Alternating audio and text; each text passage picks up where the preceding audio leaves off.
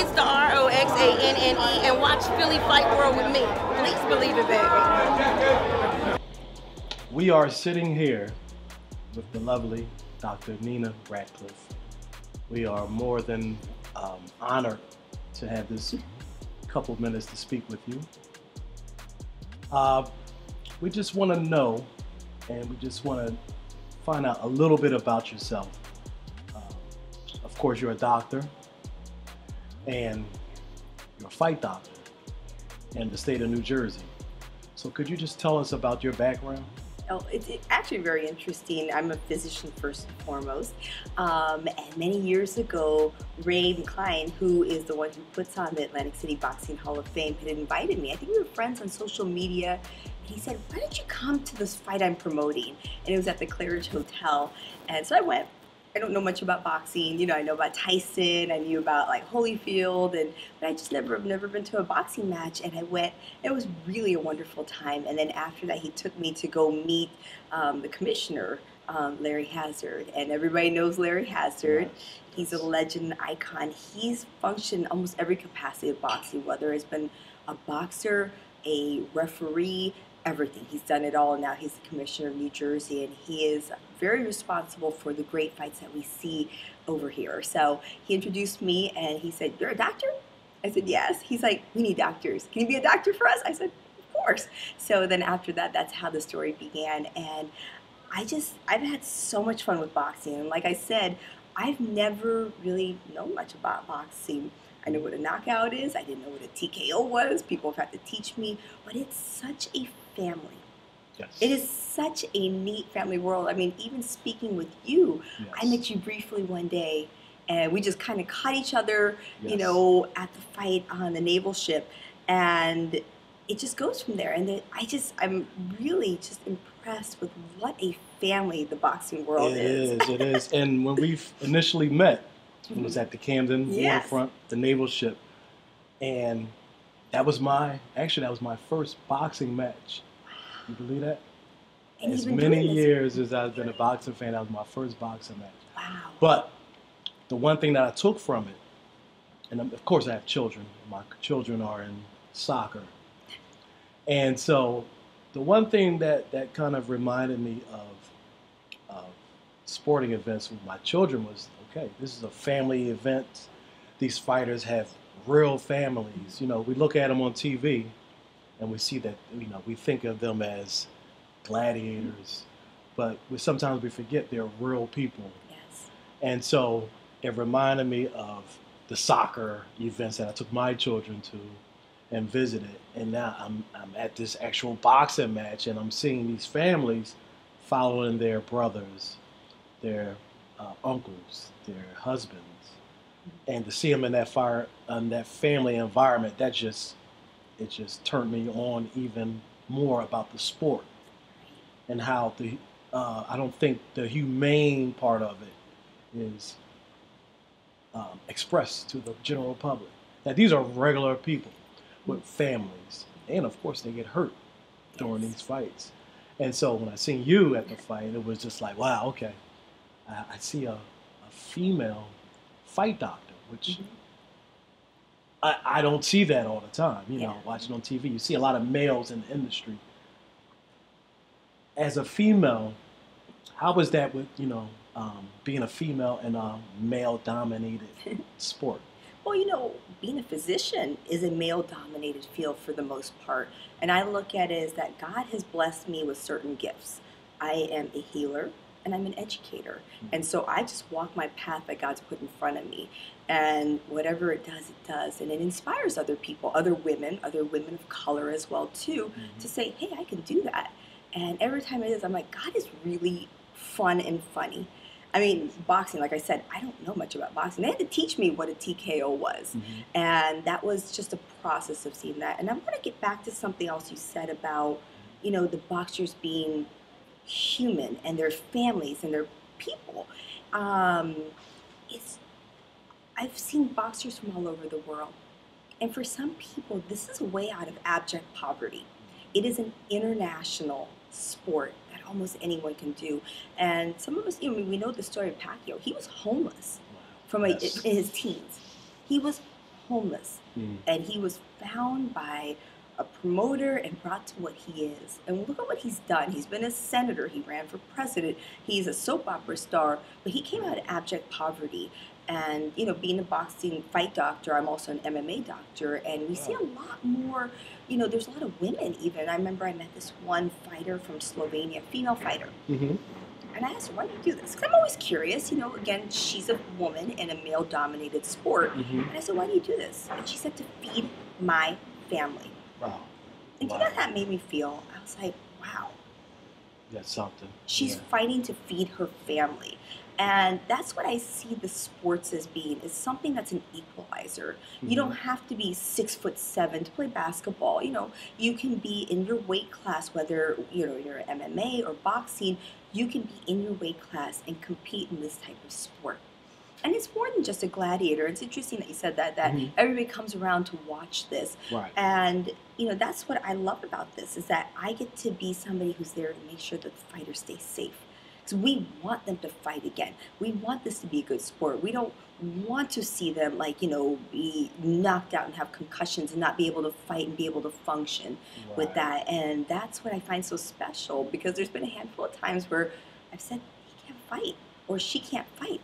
Wow. And, you know, the great thing about working with Commissioner Hazard is he's, whatever you say, Doc, whatever you say. He leaves it in your control. I know recently in the National Football League, there was a player, quarterback, who got hurt, concussion. And I know that's right up your alley. How do you feel about that when you hear of the stories of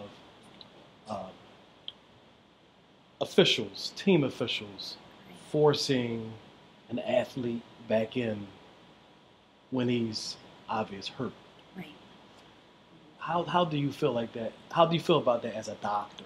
That really struck me, and I want to take it a step back. Not just boxing, not just NFL players, but, you know, concussions are something that can happen in children's sports. And we see this a lot. Some of the most concussions are actually in girls' soccer. Because these girls are tough. These girls are tough. They want to be part of the team. They are just in it. There's a camaraderie. They don't want to sit there and say, I got injured, I want to step out. They want to be part of the team. And that's why the people around are some of the most important people, whether it's the parents, the coaches, whoever it is. I don't care if it's professional. I don't care if it's amateur. I don't care if it's children's sports. That's why the people around you, because when somebody has a concussion, they don't know that they may be having a brain injury.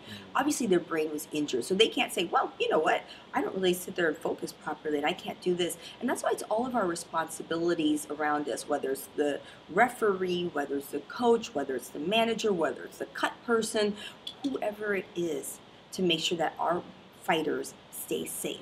And again, the adults on the field, on the sidelines, it's important for them to stay safe. And I feel that that was a fail on many different parts to play a game. I mean, he could have had permanent brain injury. And it makes me sad when you look back at some of the injuries that have happened in the NFL. I can't remember his name, the NFL player who had ended up in prison. And when they dissected his brain and they looked at it, they said it was one of the worst cases of CTE. And CTE, I'm glad you brought up that illness, that diagnosis of illness. Do you see that a lot in boxing, CTE? I have not seen that personally. We have had one fighter, I remember they said it may not be a good idea to fight. And this was as my capacity on the World Boxing Association. So the president and the vice president called me and asked me, can you please review this? And I said, no. No, this fighter has significant changes in his MRI. It's not going to get better. This is not a reversible condition, but you want to fight. And I understand that. This guy is a fighter.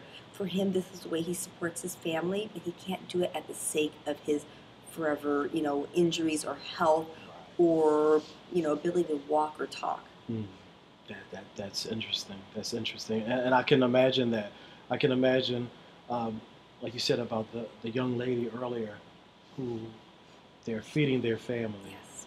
And it's a tough position to be in, of course, because in one aspect you have a family that you have to take care of financially, and you have to supply that with money, like all of us do. Yes.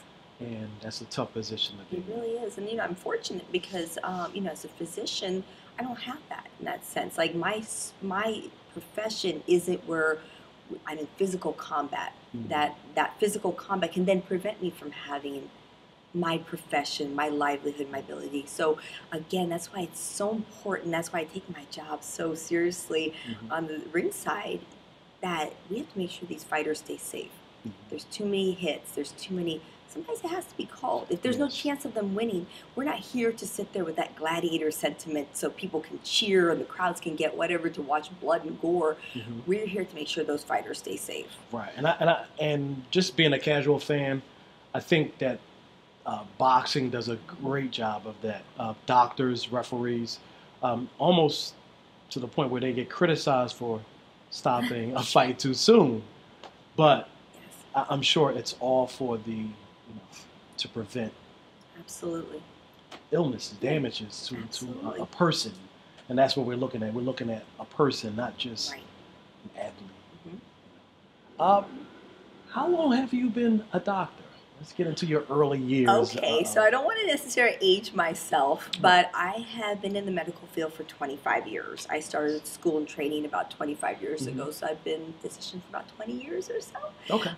So yeah, but I am aging myself, and it is my calling, is what I was meant to do. My mom is a physician, a retired physician, so I had these steps that were like put in front of me. I'm like, oh, I never wanted to be anything else in my life except a physician caring for patients, and even 20 years later, I still love going into work. And I had a patient the other day, just this week, say, "Are you always this happy?" I was like, "Yeah." I was like, "I love what I do. It's great." And I could tell that when we first met. Mhm. I said, she really enjoys what she does. Yes. And that's a beautiful thing when you meet people in their profession Mhm. that likes what they, Yes. that love what they do. That's a beautiful thing. Then the people who are dedicated, who are going to take it serious, Mhm. and you possess that energy. So I can see that. Another question: did you grow up in New Jersey? I did not. I grew up in California, and then I had gotten married many years ago, so I followed my husband to New Jersey, and now the relationship has ended. So I'm here, but this is my home for the last, I think, 11 or 12 years or so. My daughter's a New Jerseyan, so New Jersey is my home. Good, good. I know, of course, you worked many fights. Do you have any upcoming fights that you're going to be associated with? Well, interestingly, next Saturday I'm going to be in London for the Clarissa Shields fight, and it's going to be at the Oxygen Center, and that was originally scheduled a few weeks back, but then the Queen had passed away, and so they canceled everything, and so they rescheduled it for next Saturday. So I will be flying out to London tomorrow. Beautiful, yes. Beautiful. Yeah, we pray that you have a safe trip. Of course. We'll be watching that fight. We'll definitely be watching it as fans. And I know that you are a member of the board of the WBA. Yes. Is there any events coming up with them? I believe there's in Florida. There's an event. So the 100-year anniversary of the World Boxing Association, which is the most respected, oldest organization that's been around, fell during COVID times, and it was supposed to be in Russia. So there was a lot of, so it got canceled, and so they have rescheduled to, I think it's 101 years now. So it's going to be in Orlando in December, and I would love for you to be there. Yes. Thank you. Do you think we will? Plan. Okay, good. Yes, okay, we good. plan to be there. So it's going to be there. A number of different events. I'm going to be presenting on a medical topic on mental health and anxiety and depression and things that people deal with in the boxing world, the fighters. I mean, think about how challenging that is. A lot of these fighters are traveling from another country.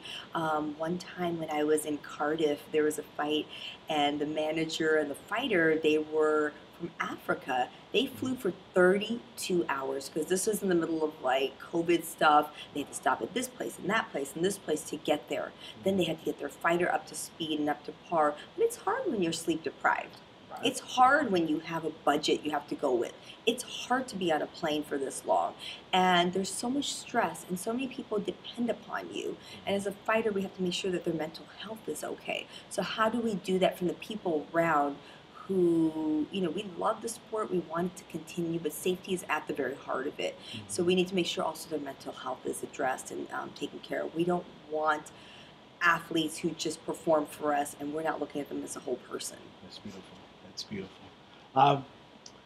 One last thing. I know you spoke about the coronavirus. I read in your bio that you were a contributor to a lot of major news outlets, and you gave your information. You gave a lot of information on coronavirus. How was that experience for you? So I have been doing national television for about 10 years or so. Talk about wonderful things like high blood pressure, how to lose weight, vitamins you should be taking or not taking, things that people can have a better life, their best well-being, their best health. And those are like little softer topics. We talked about Zika, but they went away. We talked about Ebola. Thankfully, that went away pretty quickly. But COVID, oh my gosh, when it hit the world stage, I mean, it took the world upside down. Not a single person on this planet of 7 billion people was not affected by this. Even the smallest areas, whether it's from tourism or whatever it was affected. But it brought to light that health is very, very important. Health is at the utmost importance in order to live the best life you can. How can you live your best life if you're not healthy? And so COVID came to turn people's lives inside out. People lost loved ones. I mean, 1 million Americans passed away in the United States. And, the debate over the vaccines came about. And, I do believe in vaccines, but I don't believe that people should be forced to take them. And I think we went about that the whole wrong way of saying you have to get it or you're going to lose your job. You have to get it or you can't serve in the military. And I think there had to be different discussions of more education. This is why we think you should have it. And people need to be able to have choices. So, I got it. I got the booster, and I do believe it works, and I do believe it has saved countless lives. We don't exactly know, but there's controversy in that, and the goal is to educate people, and people should have their choices over their body and their health to live the best that they can, and for their families.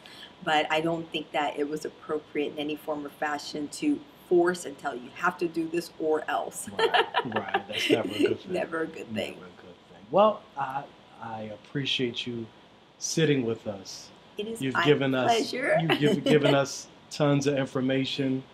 I appreciate your time. Like I said, it was an honor meeting you. And I hope that one day we can sit down and do it again for our audience to even learn more about you. Thank you. It is my privilege and my pleasure, and I just feel so blessed. We so are, happy, yes. Highly favored to be able to sit here and talk to you that you think it's important enough to speak to me about. Yes, definitely. I just think it's so fun. Yeah, I love that, and I really appreciate it. And when we first met, you said the exact same thing. I introduced myself to you, and I asked you, did you want, would you? And I was kind of hesitant. I said, no, I have to ask her. And you accepted, and you gave me the same speech. You said you were honored. And I think, we as people, when we meet people, of course we want to be friendly and open to each other. But you showed genuine love to a stranger, and that touched me. And so we are glad. I'm glad that we were able to talk to you, sit down with you, meet you, and like I said, hopefully we can do more in the future. Absolutely. Thank you so much. Thank you. God bless. God bless. Hi, I'm Dr. Nina Radcliffe, and you are tuned in to Philly Fight World.